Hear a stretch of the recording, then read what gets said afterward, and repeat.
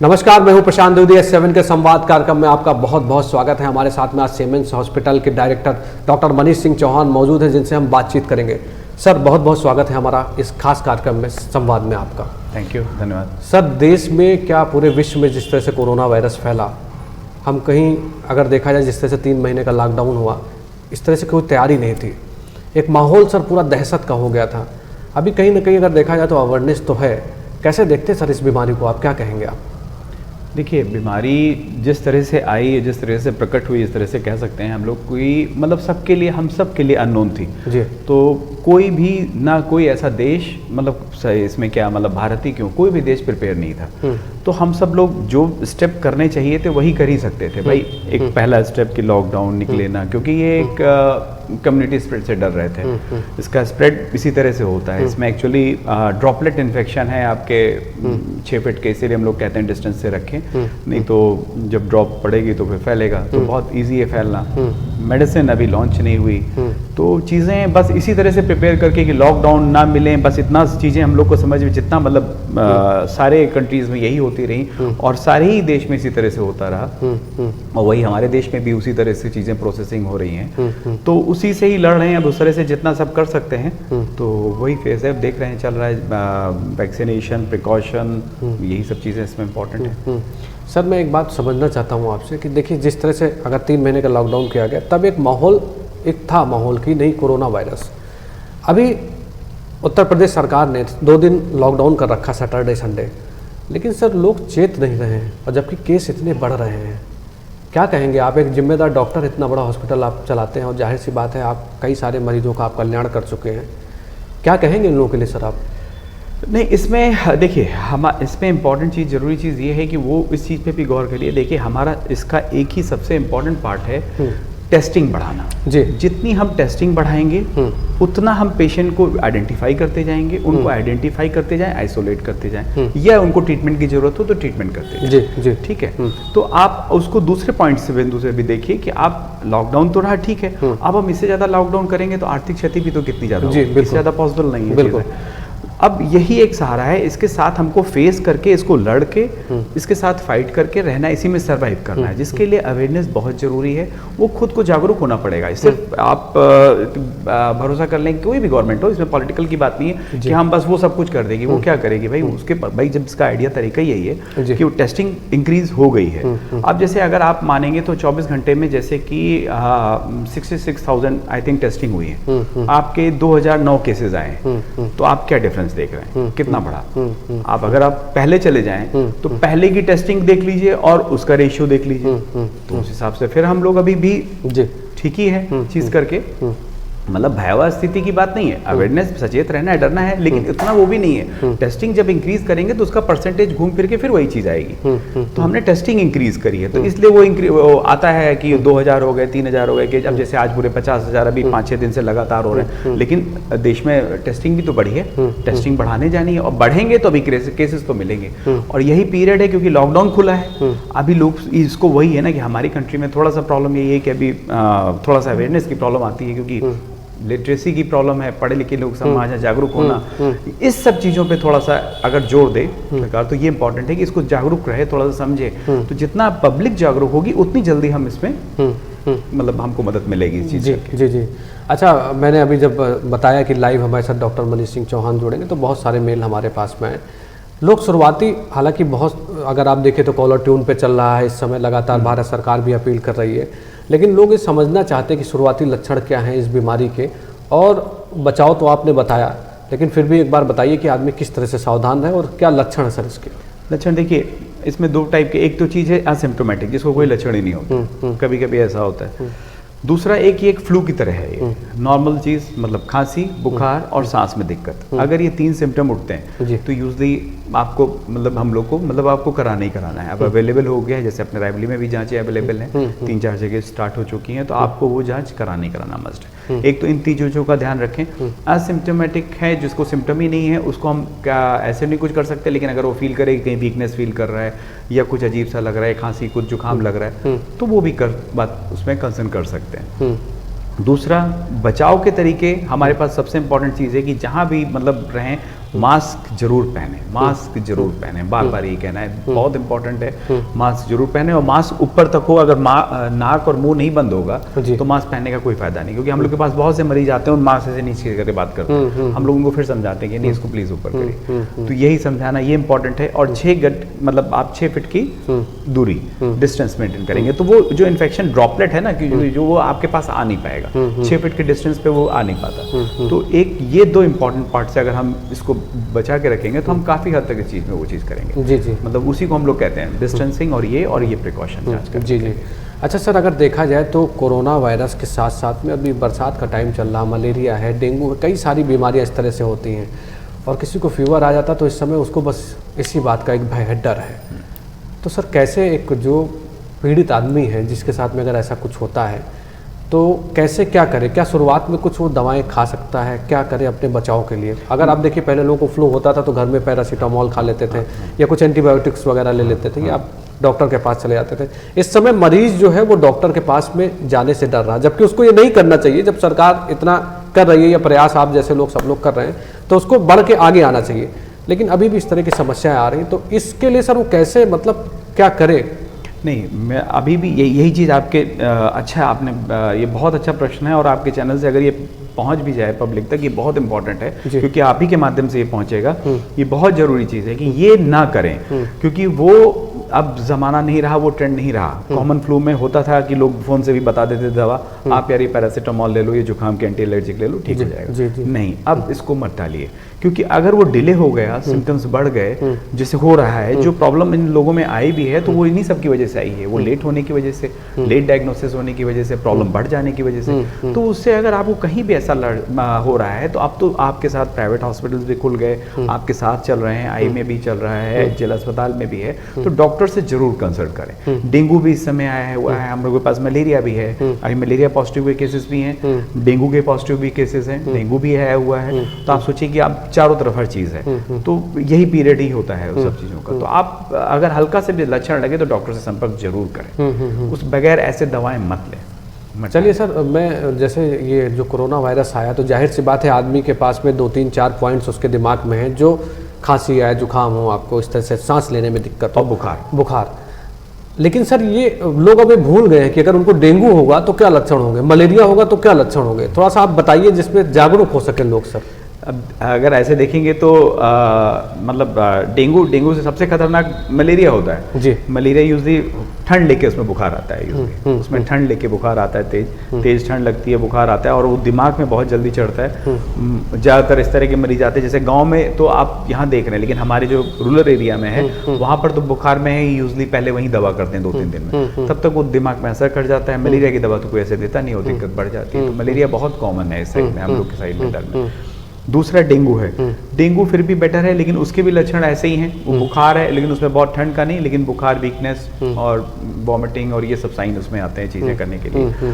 तो लेकिन अब उसमें प्लेटलेट का डाउन हो रहा है और ये सब चीज़ें होती हैं, तो उसके लिए भी हम लोग को ऑब्जर्वेशन करना है। उसकी तो मेडिकेशन है, आप प्रॉपर ट्रीटमेंट लेंगे, रिकवर भी कर जाएंगे। डेंगू का तो परसेंटेज भी अच्छा है, कोई ऐसा भी नहीं है वो चीज़। तो इन्हीं से अब दिक्कत ये है कि इन दोनों के बीच में ये भी है, तो इसको मिस नहीं करना है। तो हम लोग तो बेटर रहता है ना कि आप आ जाएं डॉक्टर के पास, तो हम लोग कुछ सिम्टम्स से हम जज कर लेंगे आपके, तो आइडिया लग जाएगा। तो हम वो हिसाब से वो आप टेस्ट करा लें और डॉक्टर से कंसल्ट जरूर करें। इस समय अपने आप दवा ना लें।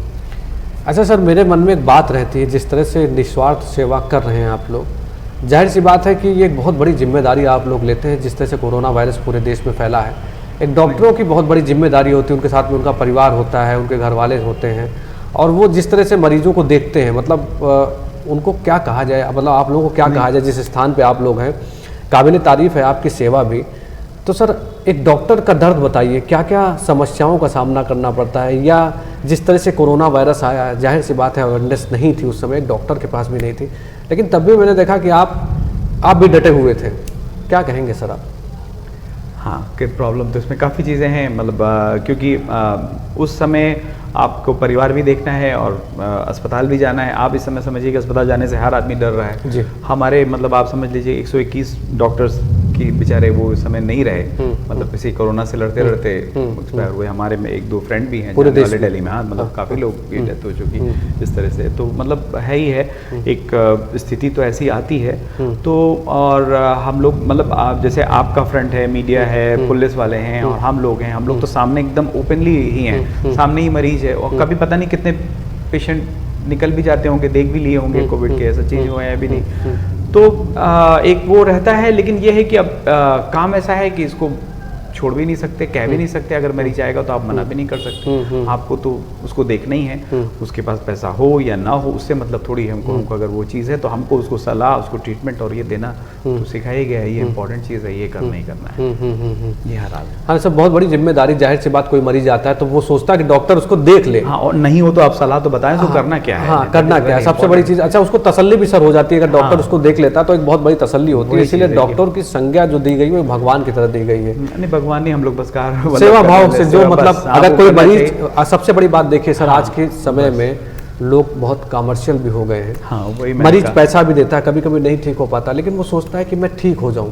आदमी अंतिम दम तक 2-3 चीज़ों में हरदम पैसा खर्च करता है और सोचता है कि मैं स्वस्थ हो जाऊं किसी तरीके से। सर तो मैं सर एक बात आपसे ये भी समझना चाहता हूँ कि पारिवारिक जीवन में फिर क्या होता है, क्योंकि आप लोग इस तरह से समर्पित हैं, इस तरह से लगे हुए हैं, तो कितना टाइम दे पाते हैं अपने परिवार को सर इस समय, जबकि इतना बड़ा संघर्ष का समय चल रहा है?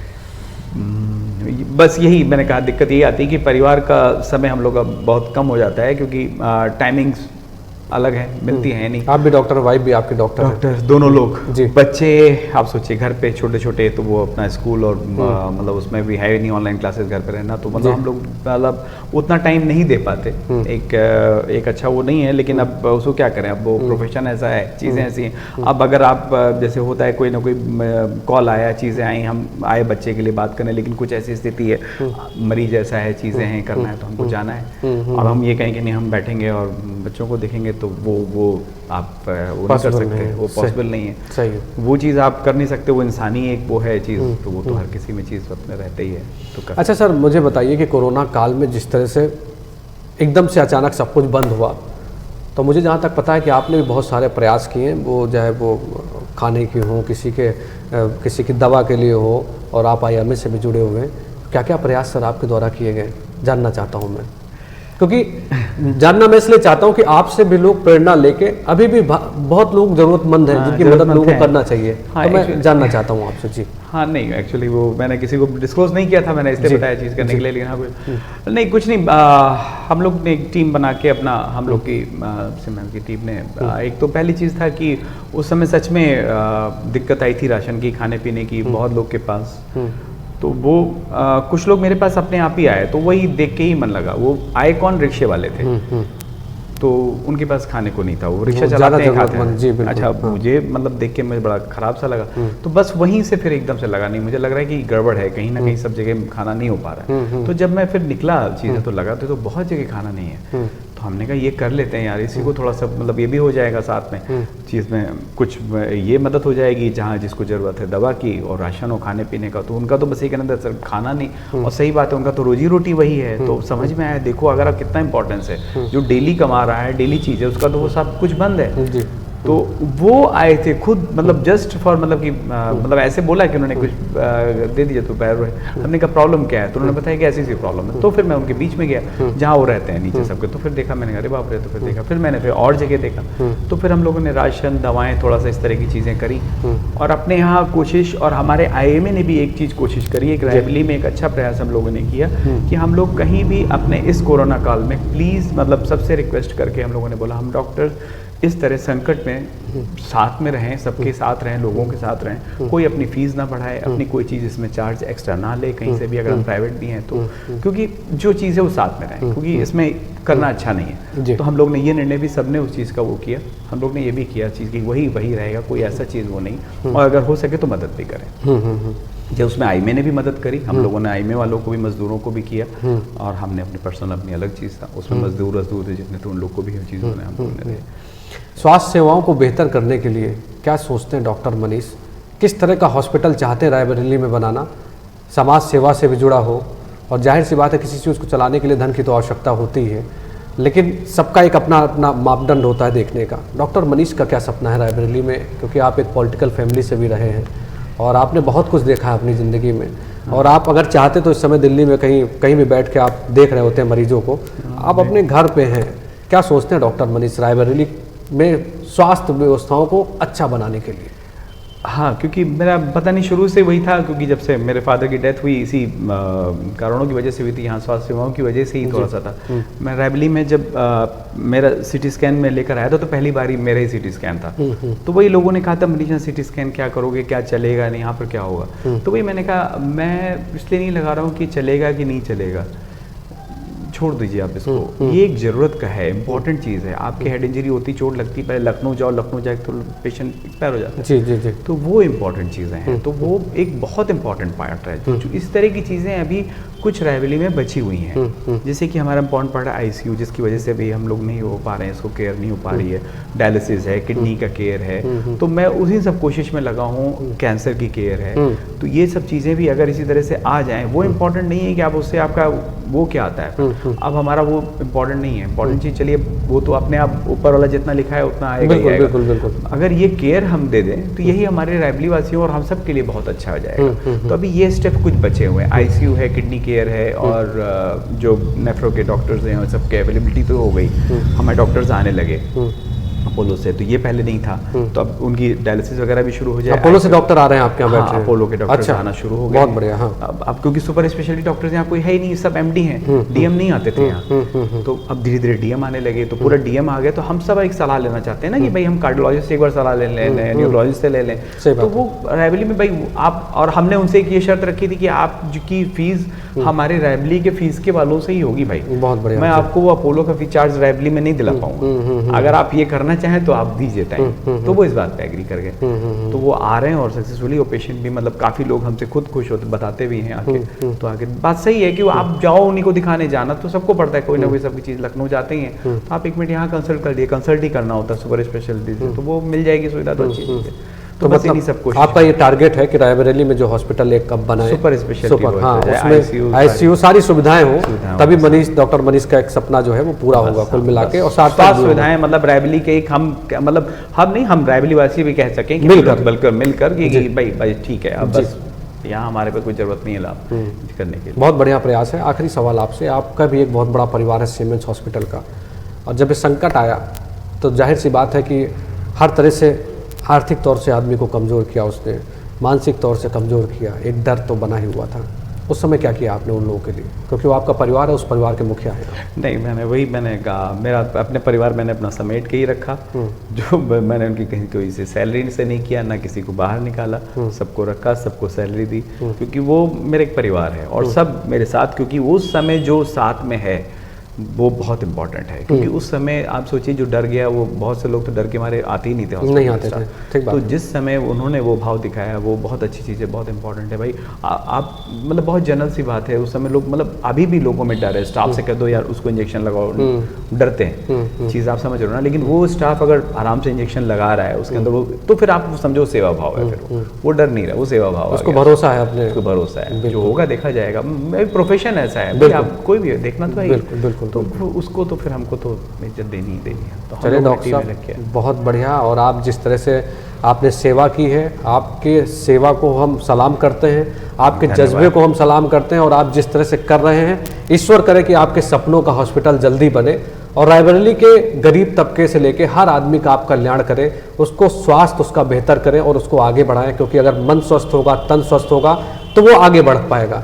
डॉक्टर मनीष, आपका बहुत बहुत धन्यवाद कि आप हमारे साथ में आए। S7 परिवार की और S7 टीम की तरफ से आपको बहुत बहुत शुभकामनाएं कि आप आगे बढ़ें और अपने सपनों का हॉस्पिटल बनाएं। धन्यवाद। तो ये थे डॉक्टर मनीष सिंह, जिन्होंने बताया कि वो अपने सपनों का हॉस्पिटल जिस तरह से बनाएंगे, रायबरेली के कल्याण के लिए सोचते हैं डॉक्टर मनीष। और मैं आपको बता दूं कि इनके जज्बे को हम सलाम करते हैं, क्योंकि जिस तरह से इन्होंने नीचे के तबके के लोगों को खाना खिलाया, उनका साथ दिया, उनको दवाएं दी, वो कहीं ना कहीं अलग अलग संदेश लेके जाती है। आप भी इनसे प्रेरणा लीजिए। अगर कोई गरीब है, कोई परेशान है, तो उसकी मदद करिए।